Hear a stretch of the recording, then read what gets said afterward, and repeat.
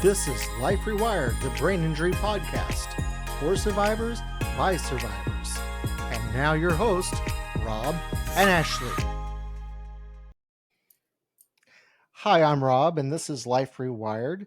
We have a great show for you today. Before we get started, I want to remind you guys, because I always forget, if you are new here, please hit the subscribe button. Help us to keep spreading awareness to the invisible injury. I almost said uninvisible.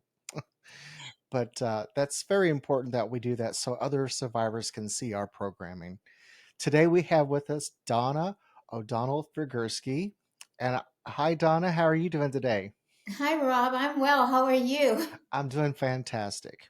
Great. Donna and I met, 6 months ago, maybe, or longer. It was longer, but almost that. Yeah. Oh, well, yeah, because it was very close to my brain anniversary, as I call it. Oh, okay. Yeah. And we Yeah. were having you on my show, and we had a horrible time trying to Yeah, getting I won the record for the longest there. returning guest that didn't show up. Well, you showed up. We You finally just did. We were finally here. made it happen. I don't know. And it wasn't my fault, and it wasn't your fault. But the platform was having some difficulties, but we made it. We got it through. Yeah, we did. We were almost facing those same circumstances today, but we beat technology this time. It's true. So today, Donna, I know first of all you are a caregiver to your husband, and I know about your background, and I'm going to have you share that with our viewers. But you also wrote a book called Prisoners Without Bars. I did. So we have so much to talk about. So Yeah. let's first talk about So how you became a caregiver to your husband, and this is a really interesting story. So yeah, share a little bit about that. Well, actually, we are going to be celebrating. This happened the first time, the brain injury happened in 2005 on January 13th. So that's tomorrow, 20 Wow, years ago. gosh, So we're actually celebrating, as you called it, the brain anniversary or the yep, anniversary of new life or what. I mean, it's a whole 20 years. It's very different from what our lives were before. mm, But we're excited that we're able to do that. Not a lot of people can get right. to do That's that. hmm So what happened was 20 years ago tomorrow, David was exercising at about 4 o'clock in the morning. This was after 9/11, and we lived right outside of New York City, and he worked in the city. So he would get up very early and go to work. But before that, he would do his exercises. So every morning with a combination of Tai Chi and he did chin ups. We had a bar across the door, and he would do yeah. these chin ups, and he always did 12 chin ups every morning. That particular morning, he did 13 on January 13th. Something about that 13, folks.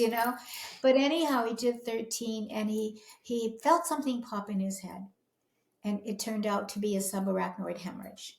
Mm, So that set us both on another fork in the road. It sent us down in a place where we didn't expect to be going ever, but of course nobody ever does. Frankly, you don't expect anything in your life. You don't know what's going to happen the next day. But right. but that set us off on a very rocky road, and we just had to go with that flow, which wasn't really a flow, I guess, with the bumps. But yeah, and so I got him to the hospital.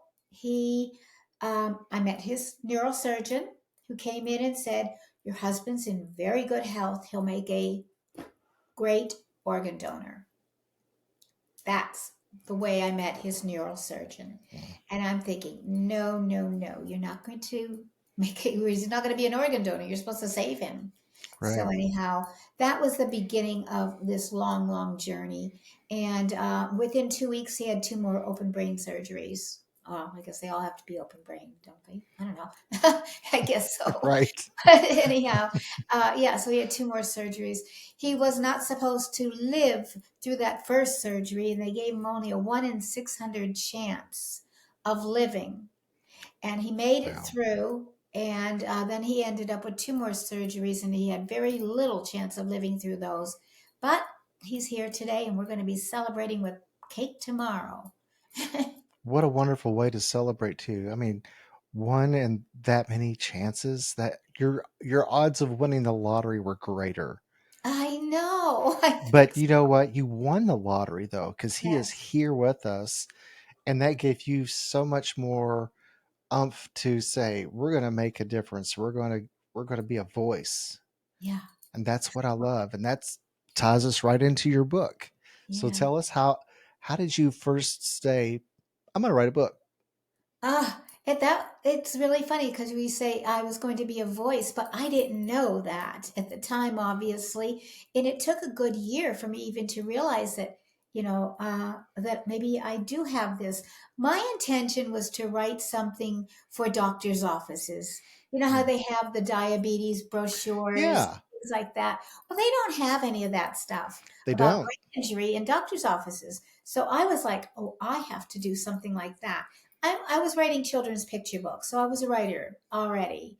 And so I thought, well, I can use my skills to do that. However, that never happened. And what I was doing the whole time David was in hospital, in rehab, and at home recovering was writing what I called the updates to the family and friends because everybody wanted to know. It's almost like those Christmas letters, but every day, you Yeah. know? So I would write those updates. And it was about a year later that I started to write. I don't even know what it was. I mean, I was just starting to write something. I guess it was a book because that's what it turned into, but it wasn't intended to be that. And then I started to read them to David, and he was fascinated because he was in a coma Mm, during that beginning part, and he had no idea what happened to him and never even really questioned it afterwards because he was still kind of really out of it. hmm. He was really out of it for a long, long time. And so we didn't really understand what happened to him. So when I started reading these to him, was like, this should be a book. And I thought, but I don't write books for adults. I write for children. I write, 300 and 400 word stories, which are actually more difficult than writing this 276,000 word book, you Hmm. know. But Yeah. nonetheless, I said, okay, I'm going to try it. I'm going to do it. And everything was so fresh in my head. I mean, even after a year, it still is. I can still see the pictures of things that were going on in the hospital, Mm, and feeling the being there myself, even still. So I just started writing. I didn't do an outline or anything. I just chronologically went through and said, okay, this was happening. The other thing I did while I was in the hospital was take a lot of notes. Every time a doctor or therapist or nurse talked with me, I would go write it down. Or I also had a digital recorder. I had someone bring me one of those, and that's a I would great go idea. to a corner and digitally record, not for book purposes, not for fodder for the book. It was because I had no clue at that time. I didn't know for a year I would do this. Right. But I felt like David would want to know, but not even that. It was more I needed to know. I Hmm. needed to remember everything that was going on, and that's was the medium I used to be able to do that. So that all came into play when I did start to write the book. I could go back and read what I had already written in my journals, or I could go back and listen to the digital recorder and get accurate information, Yeah. not just relying on my own memory. Right. And the to have the insight, or not the insight, the foresight, I guess you'd say, to do all that. I mean, that's kudos to you for thinking to do that, because a lot of people wouldn't have thought, I need to write this down. But there's so much information coming to you at that time, you almost have to, because you're not going to remember everything that the doctors tell you. No, it's impossible.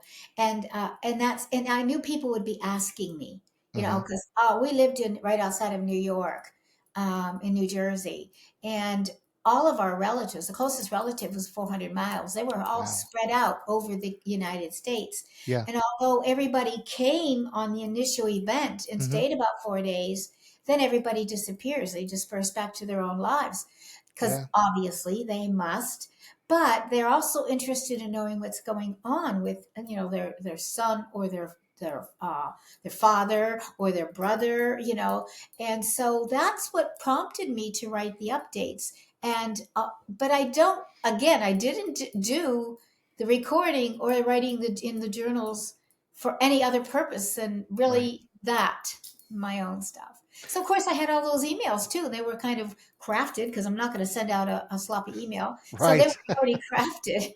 Yeah, that's the problem with being a writer. You got to get it all right. And then Hmm. when I dictate, like when I'm dictating to you on Facebook, boy, the funny things that come out of that. Because I go send, and then I read it, and oh my god. I have that problem all the time too. Dictation is our friend, but it's also our enemy. Oh yeah. Oh, I've said some awful funny things, because of it. And then I read through and then I've got to do it again. I've got to apologize for what I said or clarify or something. I said something this morning to somebody about getting with him to eat or something, and it said something along the lines of eating their ear. I'm like, what? Where did that come from? I didn't even say anything close to that. I know. And I told my daughter 2 days ago, I said, I just took an alcohol ink class. And it came out, I had alcohol in class. And Your daughter's she going, you goes, shouldn't do that. I don't even drink. She goes, Mom, what are you saying? What kind of class are you taking? I know. So those are just examples. Yours are, yours, mine. They end up being funny things that you can, use maybe for something, but you Hmm. know, I never thought that was come up though in this Right. conversation. Laughter is the best medicine. Oh, tell me. Oh I my gosh.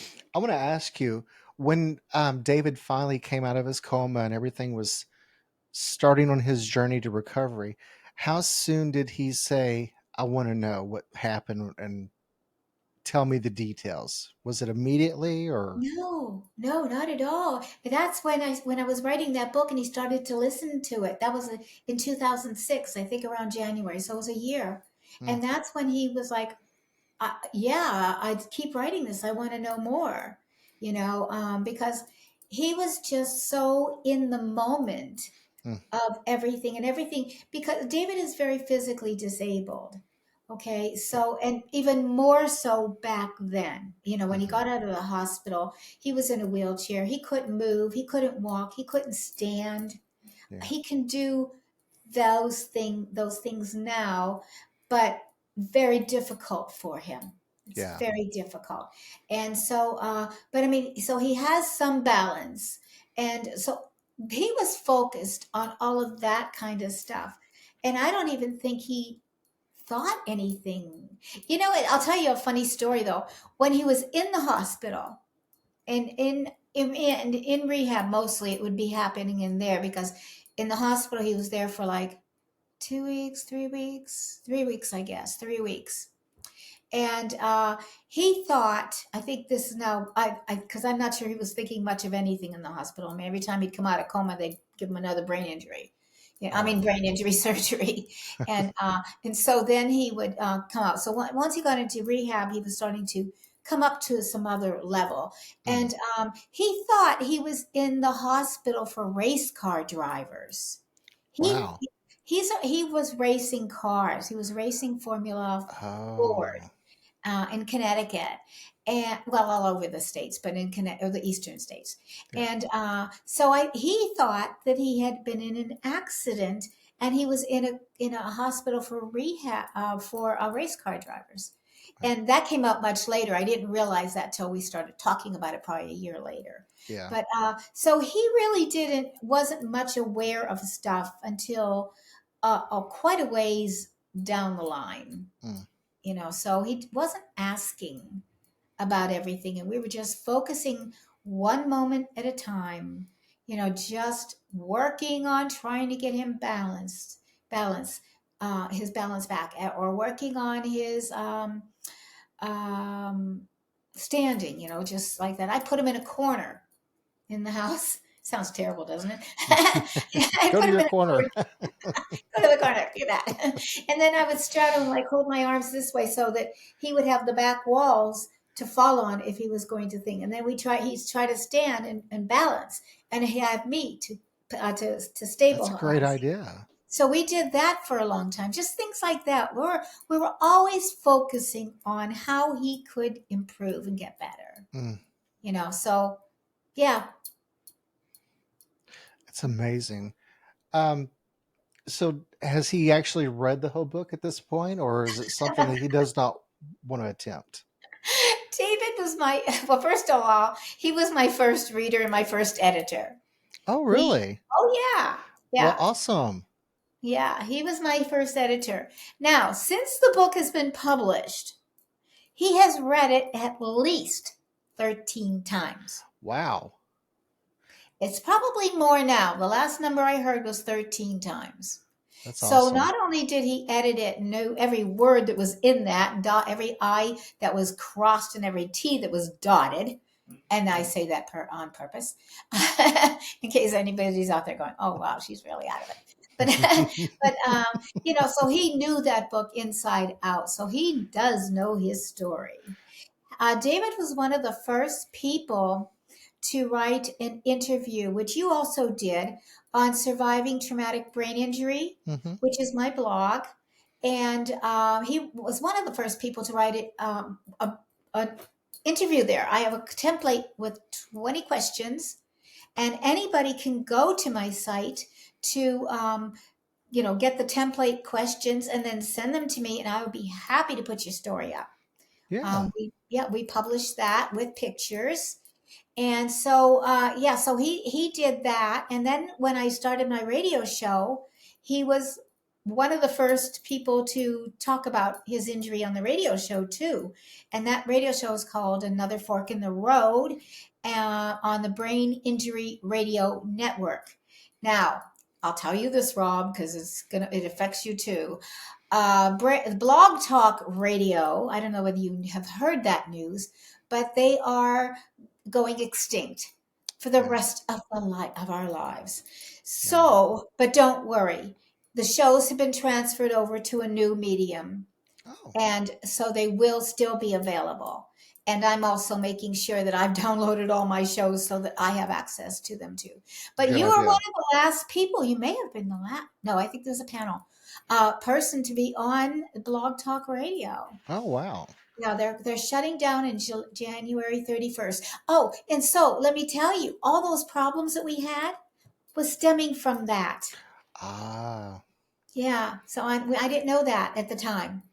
We they didn't know. I probably just weren't. 2 weeks ago. Yeah, they probably were just like, we're done. Yeah, They didn't yeah. care.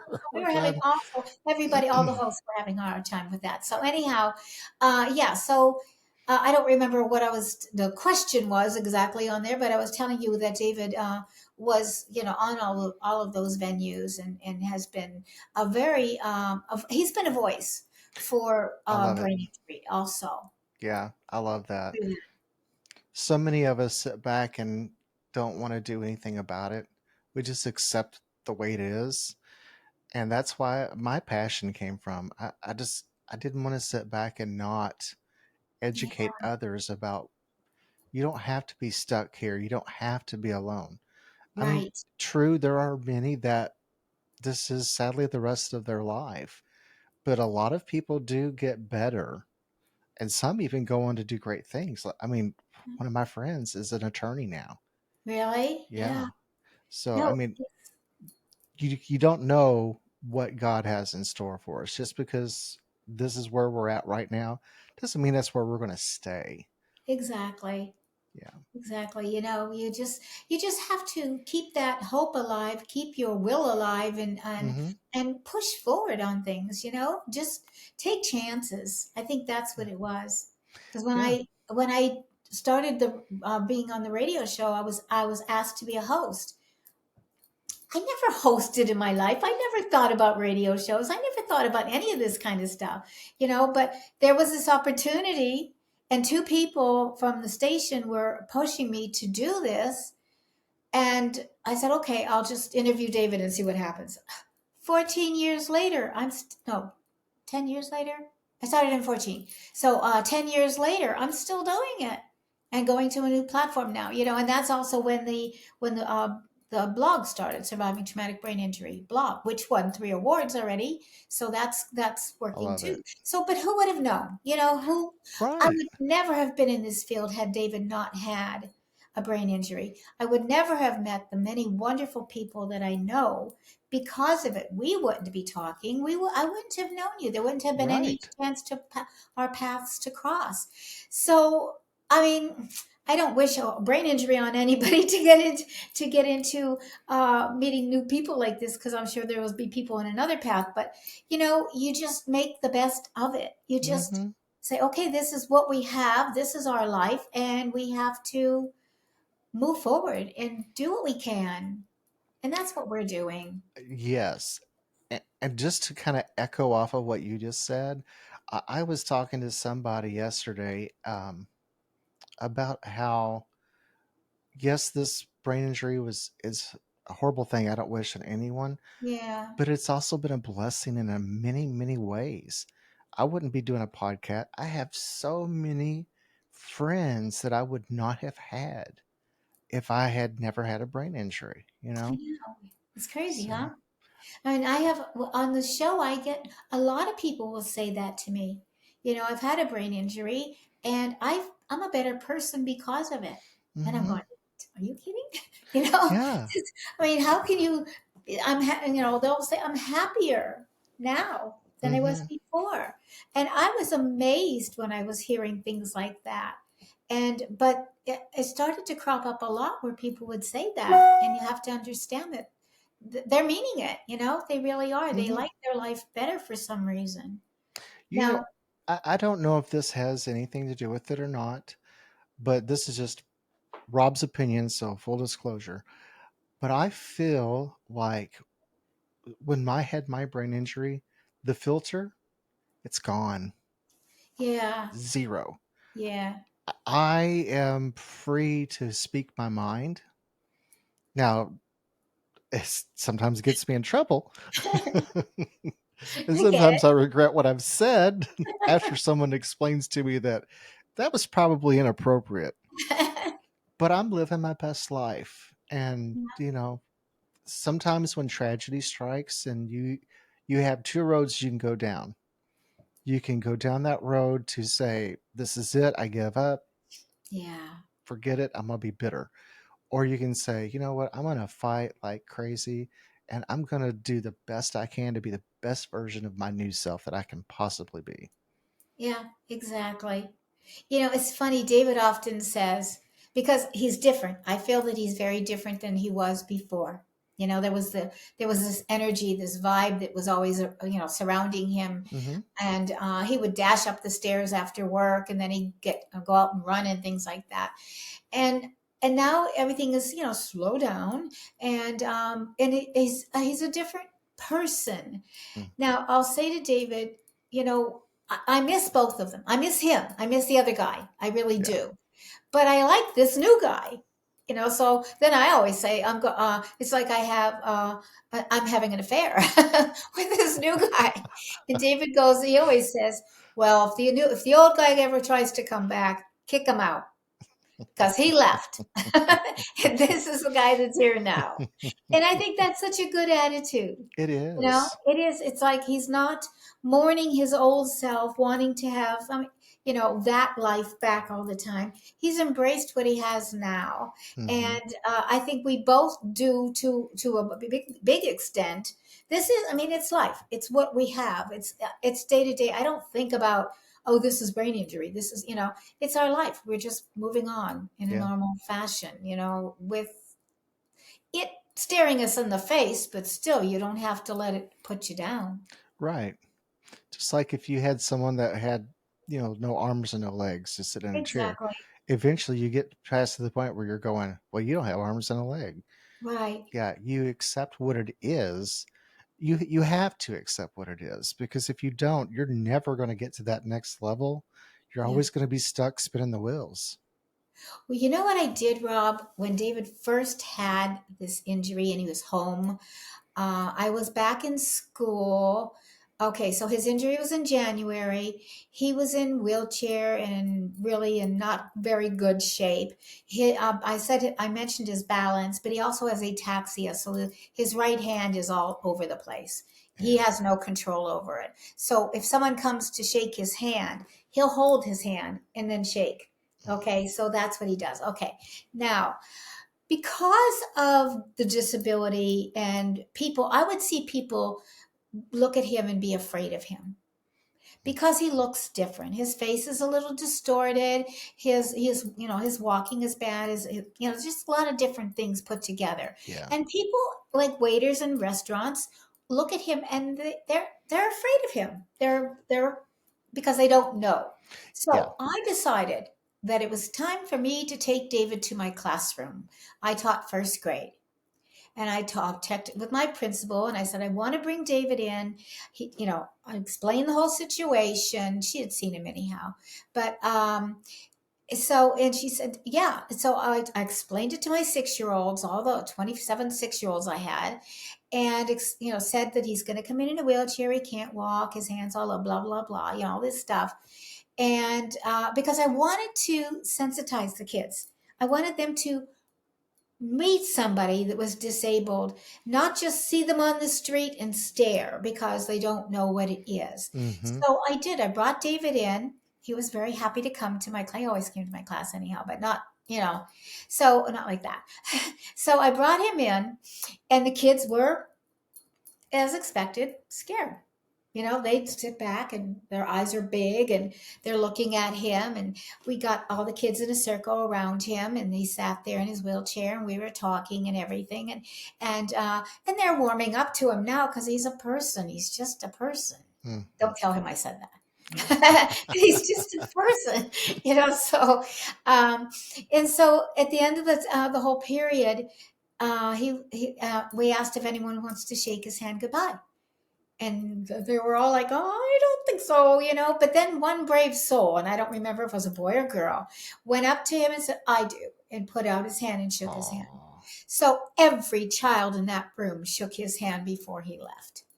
I love And it. here it was, these kids were scared of him. They didn't know who he was and how, Mm-hmm. it was like the monster under the bed kind of thing. But now that monster became a person, a friendly person that they became very loving towards, and that's what we need to do as, as people in our position, to get people to realize that people with Mm-hmm. disabilities that look different or maybe don't look different but act differently Mm-hmm. are just people. Right. We're all just people and trying to get through and make it through in our lives, and to be Mm-hmm. kind to each other, and that's Yes. one of my goals. I just want people to see that it's not over. Yeah. I love your passion. Thanks. I do. I love it. What great insight that you had to do that. We could all learn a lesson just from that alone. That could have just been your whole book. I mean, there, Maybe the next one. hey, just a pamphlet. Just shows you, and it just shows how the human spirit works because when we are around something so much, it becomes our norm. And when things aren't Mhm. our norm, it Yeah, is scary. yeah, But, I mean, just take a look, you know, these things 5 years or longer than 5 years now, showing my yeah. age. But when those first came out, we didn't just pick them up and fly through them. They were, you just held it like it was a time bomb ready to go off. But now it's second nature. So yeah, I think it's great Now you that can't be without it. right. You can't. Mine's here. It's right there. It's right there. So that should Yeah. be something I think should even be introduced into public schools to teach, about all the different diversities out there. Yeah. You know, I think it's I know my important friend. to Yeah. to teach about diversity, but diversity is not just skin color and hair color and eye color. It goes Yeah. even deeper than that. I think we need to address that. It would be a good thing. It definitely would be a Yeah. good thing and it needs to start at a very young age, Hmm. but it doesn't need to end there because Right. I think what happens, because I was able to, my kids at that age are pretty, loving and accepting of everything. It's when they get a little bit older Hmm. that you get into the more prejudice type stuff that goes on, or Right. the mean girl, the mean boy kind of thing. Hmm. And we have to, if we can stop that by keeping them alert to these kinds of things all the way through, not just one lesson in first grade. Right. Although I think it was helpful for those children, it has to be reinforced. Yeah, You and know, I have to believe that that was something that was impressed upon them, and they to probably to this day still remember that. I would imagine that many of them would, Yeah. because it was a tough year on them. Because on January 13th, I walked out of their classroom. I mean, I wasn't in it yet that morning because it happened before I went to school, and then I didn't get back until May. So all of a sudden, their teacher, who they were very bonded with, disappeared, Mm. and they had somebody else. And then I did go back in May and finished out till June. And it was really nice that they were able to, we were able to get it back together again. And it Right. was a special year because they were going, I mean, I was writing them notes all the time, sending it to school. And I kept going on. They wrote their journals every day. And it's something as a first grade teacher, I really pressed was kids need to write, and people would never teach writing until third grade, but Mm. I taught writing in first because I think that that's the best way of communicating. It And is. so I would have someone pick up their journals all the time Mm. and bring them to me. Maybe that wasn't that time. Maybe it was another time. Oh, sorry, that's a different time. But I did do that. I would, I would keep my hands in the pile, in the mix there. I still did that with that group, but not the journals. That would have been way overboard. Yeah. So I I love did that it. once when I was hospitalized. That's when I did that. And then David was able to pick up the journals from my secretary and bring them to me in the hospital. That's when that happened. Not when he was in the hospital. I was too engrossed with him at that point. Oh, Donna, you are so ahead of yourself, or not ahead of yourself, but ahead of time. You are such a forward thinker. I love that. Thank you. Thank you. Yeah.